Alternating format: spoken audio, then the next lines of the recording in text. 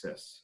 Anything what you do, there is a formula, a simple formula, and the formula is this, that, percentage of your focus multiplied by percentage of your efforts and percentage of your implementation, divide by 10,000 will give you a number.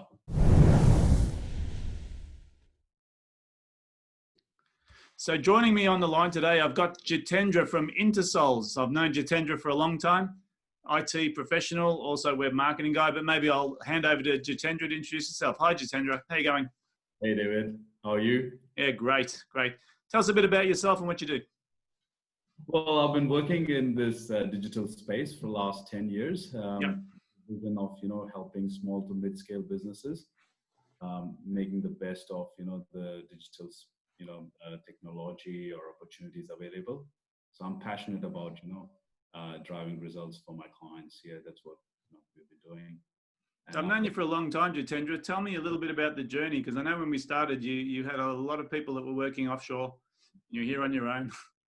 Yes. So of course, as every business, I started alone. Yeah. Using some, freelancers at the start. Yeah. We understood that, to provide reliable services, you need to have your own trusted team. So started, hiring people overseas as well as locally. Yeah. And gradually right now we have crossed 60 team members. 6 of us are in Melbourne, and the rest of the team is in India. Yeah. But we all follow, similar cultures. It's not an outsourced company. It's the same company, Intersols India and Intersols Australia. Okay. The same culture. So that helps us, getting everybody on the same vision. Okay, fantastic. So tell me a little bit about what your company is doing to navigate the current economic climate, because it's pretty tough out there for a lot of people. What are you actually doing? I think this was necessary. I mean, blessing in disguise. Every company should face some or the other crisis, or for that matter, every individual should face crisis. And it teaches you a lot. And I learned a lot, and my team learned a lot. And I found that this actually made us a much stronger company, Nice. Where everybody followed each other, and they did excellent job working from home, obviously, understanding that many of our clients, especially travel, hospitality industry, are facing a lot of challenges, giving and being proactive, being responsive. It was amazing, daily stand-up meetings. Everybody was spot on time on Zoom. Yeah. I think our productivity actually increased significantly during this crisis, and I've grown, I've matured a lot. I've spoken to so many clients, understood their problems, given them solution. Yeah. Started thinking outside the box and helped many clients, come out of this crisis, and many of them are literally coming out of this crisis now, which is great to see. So what you're telling me is that really it's sort of caused people to become more efficient. They're using technology more to communicate. So even within the team, that's more efficient. What opportunities do you see for the people in business out there? Well, there's a lot of opportunities out there, especially in the retail sector.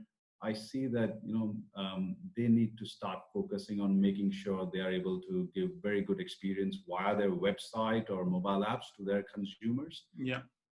And not relying on the, traditional distribution channels. Also, the businesses who are into learning business, coaching business, they need to start using the technology more, from online courses, and that will help them a lot. I mean, people who are going to adopt new ways, who are going to embrace this change, are going to survive, to be quite honest. Otherwise, it's going to be a hard time for many. So I think like the technology has been forced upon people, but the acceptance of the technology by the mass public means that those people who are comfortable with it are going to get a sort of edge on their competitors, right? Absolutely, no doubt about it. I think it's the change. It doesn't matter technology or any other thing. The acceptance that the change is coming, and change is always going to come. At whatever time you are living in, to accept that and adopt that change. I think that's the great thing about us. Humanity always teaches us, and unfortunately, this crisis taught us. I think 10 years of change happened in 3 months, I would say. Yeah, it's quite amazing, isn't it? So any personal lessons that you've taken out of this crisis? I think focus a lot, focus on, for me, the challenge was that there's so many clients we work with. There are Yeah. over 130 odd projects we run every month. Uh-huh. I would say 30 to 40% of them got affected badly with this. Yep. So for us to make sure that we are focusing on, planning everything properly, executing thereafter, it was a challenge. So for me, discipline, I learned, that discipline is very, very important. Every day, half an hour spending quality time with the team was very important. And actually, we never used to do that before. But I think that itself, that half an hour, people don't give that a good importance. For planning their day. I think that has taught me a lot. I never used to do it properly, but now religiously every day, 11:30 to 12 o'clock, I sit with my team and go through, what we're going to do today and then this week. Definitely. Yeah. So it's actually almost improved the communication in the team just by having this sort of this lockdown, right? And I tell you, David, more importantly, I used to take on a lot of responsibility before. Yeah. And I was guilty of not trusting enough my team members. Right. And I used to negotiate. I used to, troubleshoot many occasions. Yeah.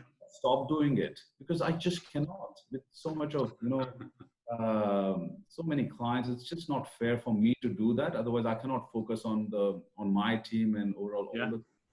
So now what I've done during this COVID, half an hour of session with my team member, and I used to give them instruction that, yeah, you've got to do this. You got to call the client, negotiate. You got to quote them. Yeah. I'm not going to talk to clients anymore because I want you to do that.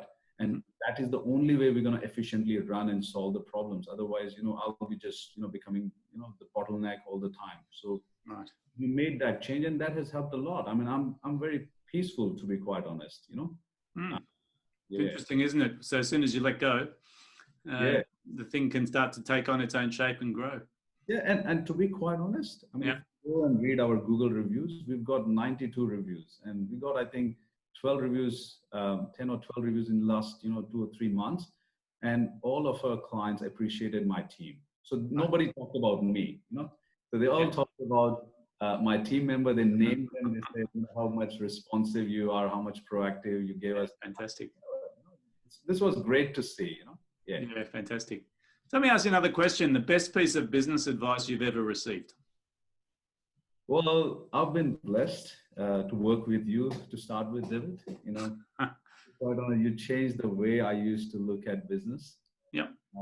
Especially your advice, always, working on the business and working in the business, that identification, even though it's very, very subtle, very simple, but it's hard to understand, That is number one. And whenever I speak to new businesses, I always, inspire them to start focusing on the business instead of in the business all the time. Yeah. That was number one. I've lately met few of the well-known successful businesses, and a couple of things really, really amazed me, how much knowledge can actually change you if you implement it correctly. One of them was chances of success. Anything what you do, there is a formula, a simple formula, and the formula is this, that, percentage of your focus multiplied by percentage of your efforts and percentage of your implementation, divide by 10,000 will give you a number. Okay. That number is the chances of success. So anybody who's listening to this should calculate whatever project you do, whether you do your hang on. Let's go back. The percentage of your focus. Yeah. The percentage of your effort. Yeah. And the percentage of your implementation. Yeah. Right, and multiply those together, divided by 10,000, and that's your chances of success. Divide by 10,000, and you will not go wrong. Sounds simple. All the time, Okay, well, hopefully everyone remembers that. But that's a very good piece of advice. Let me ask you, a favorite book or favorite business philosopher or favorite person you're following? Well, I met a good friend of mine who used to be my client as well, and a good friend. And he used to tell me, Jitendra, the level at which you're running, like I employ 60 people now, Yeah. you should stop doing transactional things. So Mhm. make sure you see your time, you Yeah. value your time, and whatever you do, make sure you're doing transformational thing instead of transactional things. You Right. know, so I have to deliberately stop doing, customer service calls, stop doing, accounting things, Mhm. which I used to do it before.